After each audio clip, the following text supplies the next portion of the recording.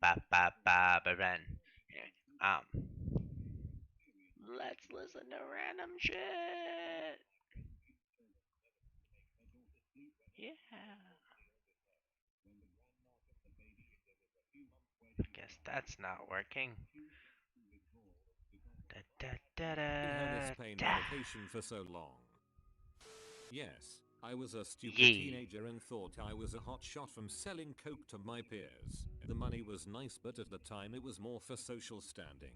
Eventually it got so out of hand that I Oh was boy. selling to people's uncles, fathers, aunts, and cousins. It was pretty daunting as a teenager, but like I said, the money way good and so was the social standing. Eventually I start moving H and one day a buddy calls me up and asks me if I'm good to go.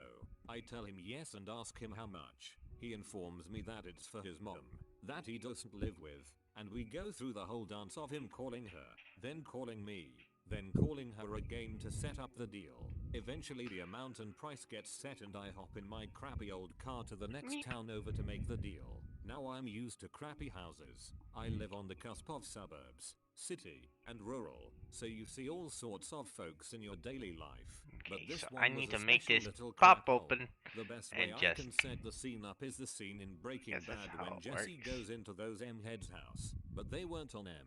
I've seen my fair share of dope heads, but these took the cake. It took about 30 minutes for them to let me in, and when they did, the stench was like a punch in the face. You couldn't even see the floor. All sorts of trash covering the carpet of the crappy apartment. Honestly, at this point it didn't even faze me. I made the deal and took the money, but during the awkward small talk I heard a little coo from the room over. Terrific. I'm not the most confrontational person, but they were so strung out that I wasn't threatened at all. I asked them what that sound was and they said it was their baby. I asked how old. They said 7 months. I immediately took stock of the room around me. Rotting food, cat crap, garbage bags everywhere. I left that apartment complex and sat in my car debating whether I would get busted if I called the police. Eventually I googled CPS and made an anonymous claim. Nothing happened to me and the kid got taken away. Neither of them know it was me that called, and I stopped selling that crap and went through rehab in 2016. Clean ever since. Judging by their Facebooks, they're still trying to get that kid back. I really hope they don't. Back in college I went over to a single mother's house to drop off some bud. The kid was 3 years old. I walk in and notice it is extremely smoky, and I immediately have a hard time breathing. It smelled like rotten crap, trash, and cigarettes. I was there for about 3 minutes and went to use the bathroom, where I noticed fresh and dried blood on the toilet and crap smeared all over the floors and up the walls. The crap was old and hardened, and dead bugs were in the corners of the bathroom and piled on top of the fessers. But that isn't the only icing on the cake. Once I left the bathroom, I went back out to the living room area and saw a big ass rat run right across the floor. Looked like he came right out of Ratatouille. Then the mother asked me if I wanted to take opioids, so I got the frick out of the house and called CPS. I used to sell a smorgasbord of narcotics, mainly HB and clean, since 2014. Went to drop off to an acquaintance who phoned me. New location, so I went in with caution. Trash and scum everywhere. Smell was freaking foul. Kids running around. Crap I had seen before until I focused on the aquarium. It was full of used needles, some capped, some not. I mean, this was a 55-gallon tank with no lid and it was over halfway full. Called DHS next day. I'll never forget that. I pulled up to this woman's house. I was 19 at the time. She was a regular and often asked if I had any coke. I was strictly a marijuana dealer. When I walked into her house, she had two babies, twins. Female dealer here.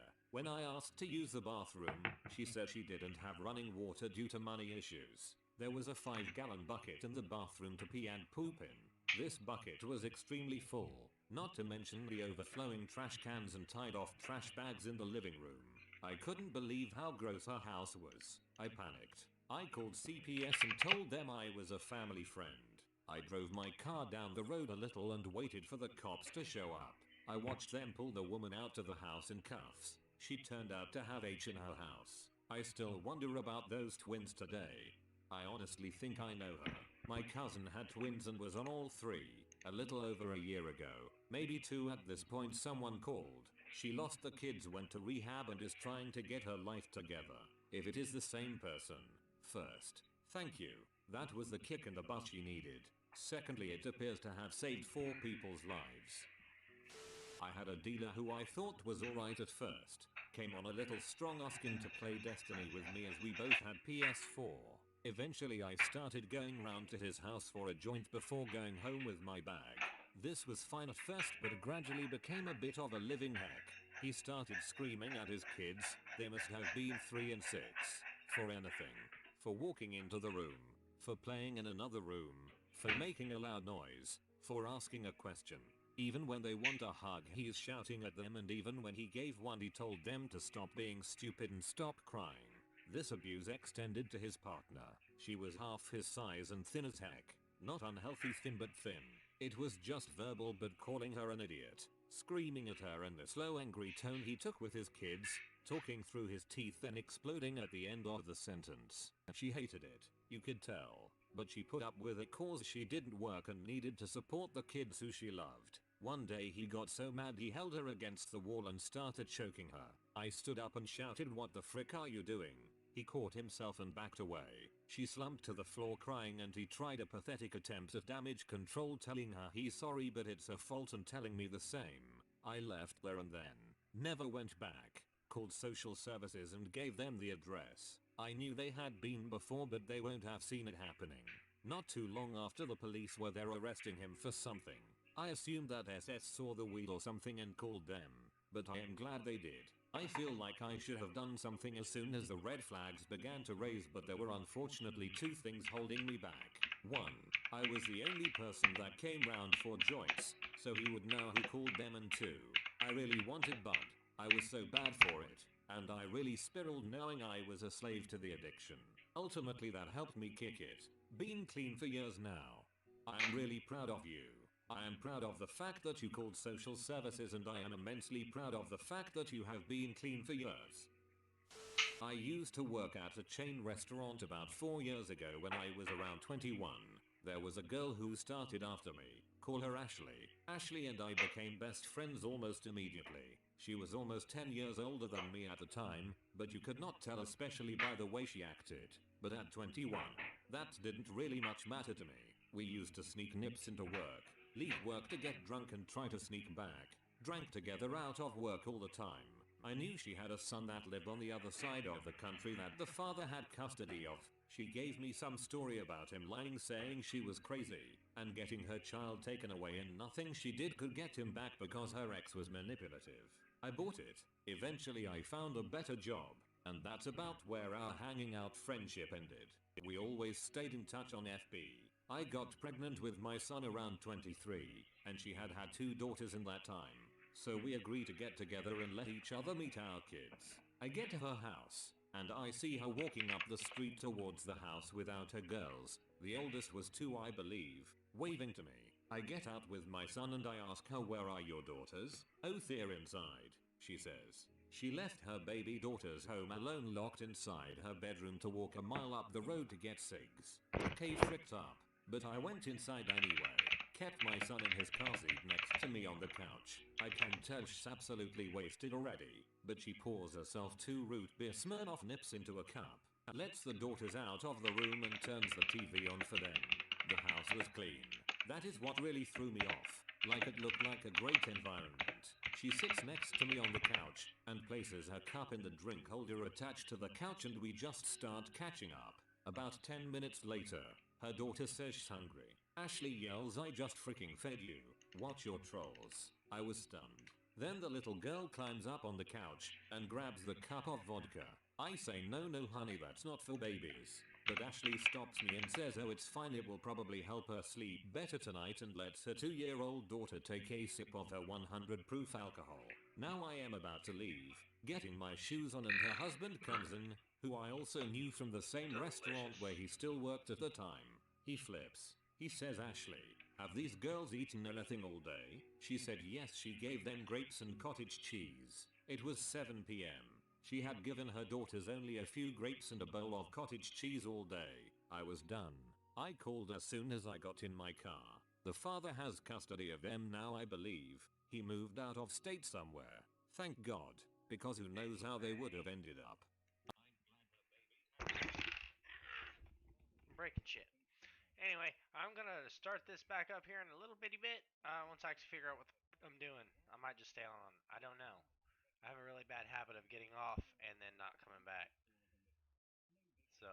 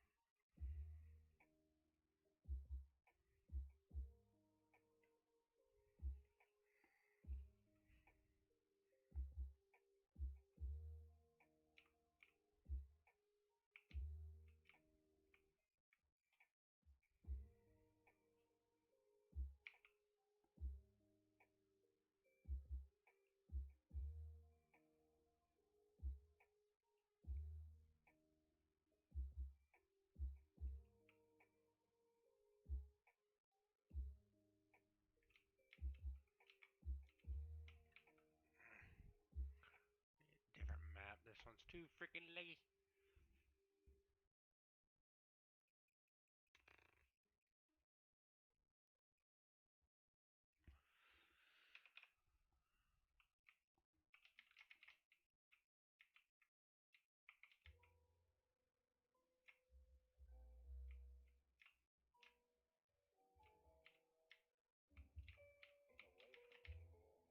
It's like super fucking laggy. Oh, watch out, buddy. There we go.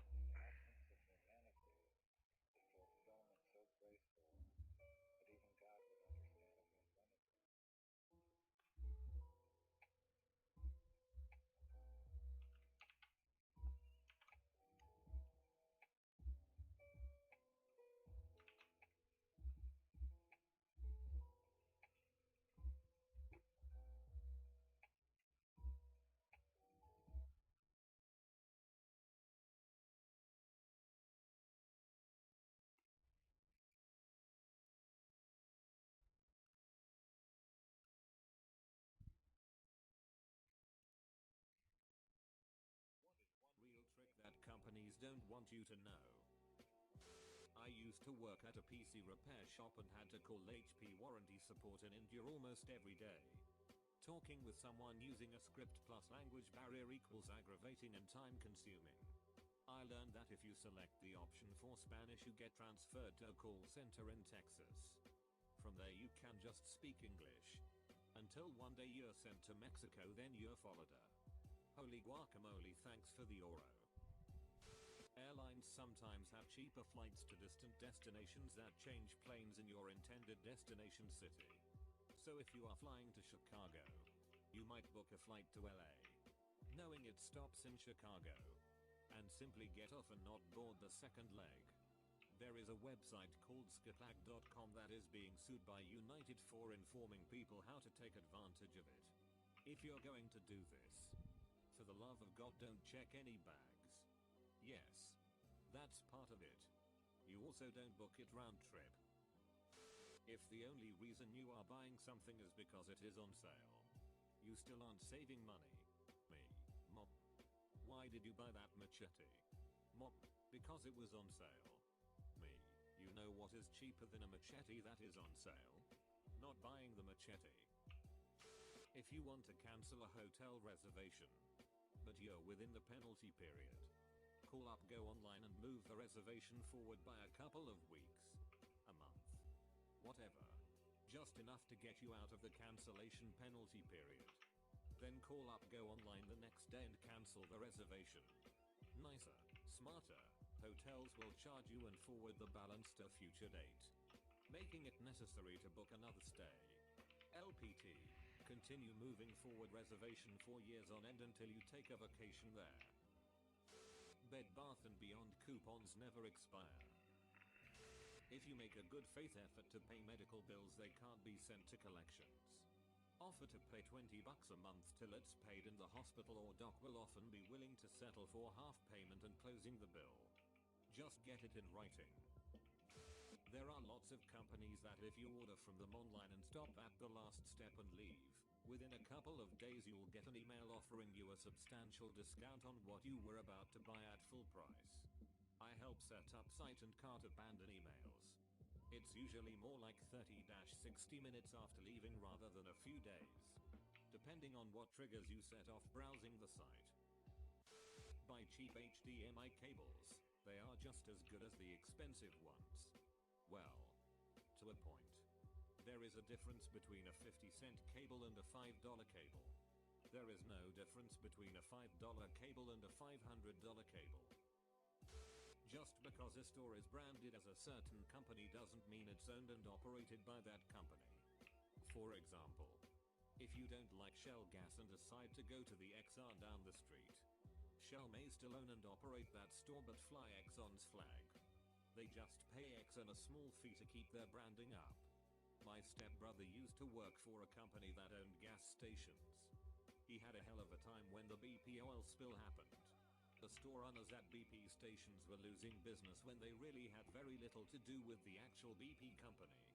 Some didn't even get any gas derived from BP oil. You can get free cups of water anywhere that sells food. At Disney this saved so much money. This is true in the US. But not always true, or a good idea, elsewhere in the world. You know the Mr. Clean Magic erasers that are so awesome? They are just melamine foam, which you can buy unbranded in bundle packs of 30-100 on eBay and Amazon for less than $0.25 each. If you're calling a support line, Cassandra Lee at the Robo Receptionist. The software on the other end will sense that you are having trouble with the phone tree and connect you with an actual person. True. I called somewhere and could not get to an agent. No amount of pressing zero or yelling agent. Representative. Worked. The second I said duck you to the robot. Please hold while we connect you to the first available representative. Planned obsolescence. Wiki. Companies design products in such a way that they become obsolete within a certain time frame. A really nasty example is ink toners that are programmed to show up empty while they still contain ink. So the printer refuses to print since the ship of the toner says it's empty. And you are forced to buy a new one. Full stop. The biggest planned obsolescence products are the one that require frequent software updates. Eventually your hardware will get left behind and you end up moving into the next upgrade. Smartphones, baby. You don't actually have to give any of your real information online like ever. But everybody just naively volunteers it anyway. When signing up for stuff where you don't need to verify your ID, specifically magazines, use a different name from your own to find out which companies are selling your information. I'm not sure who they are. Aquarius McFlippers and IIS. But I am not him. Use the company's name when you sign up. They'll give themselves away. The name brand products you buy at Walmart are of inferior quality to the same product at regular stores. Learned this in a business course. Specifically in reference to name brand shampoo and toothpaste but applicable to many products. Walmart demands lower prices. So manufacturers lower quality. Good day, sir. Baby wipes and makeup remover have the same effect as far as removing makeup. Don't spend $6 on a pack of 20 So I'm thinking makeup about remover wipes. Spend $6 taking this on little a key pack here of for the 100 mini baby drone wipes platform, instead. 3D printing it. In Canada, if you don't want to put up with UPS's I think the bullshit, easiest way is just literally add a box take to this your model, address, as follows. 3D print. 123 Inner I Street think at 6 there's some should be geometry to replaced that. with 123 Inner Street Box 6. Yeah, This there's will definitely cause some the system geometry to to that. select Canada Post So- for shipping. You know how it's almost impossible to Be a get horrible scammers to person stop real calling? quick. Well, almost. I'm 100% convinced there are black market phone lists floating around. Because I'm almost positive I got myself removed from at least one of them.